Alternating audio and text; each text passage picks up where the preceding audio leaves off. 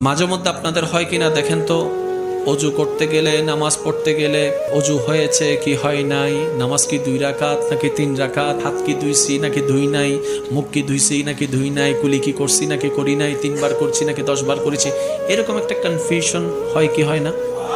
আচ্ছা, অজু কি হয়েছে নাকি হয় নাই, আচ্ছা আমার কি কোনো গুনাহ হচ্ছে, আমার কি কোনো ভুল হচ্ছে, আমার কি কোনো সাজা পাবো, এরকম একটা থিঙ্কিং কাজ করে কি করে না?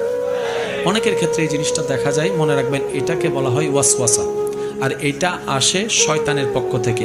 তো এই ক্ষেত্রে আমি প্রথম একটা কথা বলি, মন খারাপ করবেন না, বরং আলহামদুলিল্লাহ বলে শুকরিয়া আদায় করেন।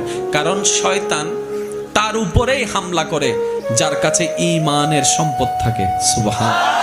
যার কাছে ঈমানের সম্পদই নাই, শয়তান তার উপর হামলা করে না।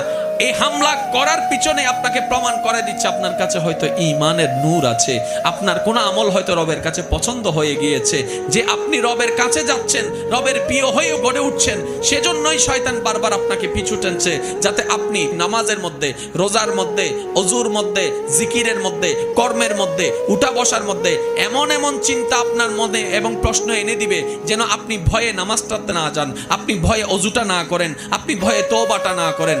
এইগুলা করার একটাই কারণ, যেন আপনি রবের দিকে না যান। মনে রাখবেন আমার ভাই এবং বোনেরা, যখনই জীবনে এমন কোন ঘটনা ঘটতে থাকবে, আপনার একটাই কাজ, চোখ বন্ধ করে আল্লাহর উপর ভরসা করে কাজ করতেই যাওয়া, কাজ করতেই যাওয়া, এগিয়ে যাওয়া। আর মন যখন বলবে এটা হবে কি হবে না, আপনি বলবেন আমার রব জানে হবে কি হবে না। বলেন সুবহান। কাজ থামানো যাবে সেই রকম বলছে, নামাজ হচ্ছে কি হচ্ছে না, আপনি তারপরও নামাজ পড়তে থাকবেন, অজু বানাতে থাকবেন।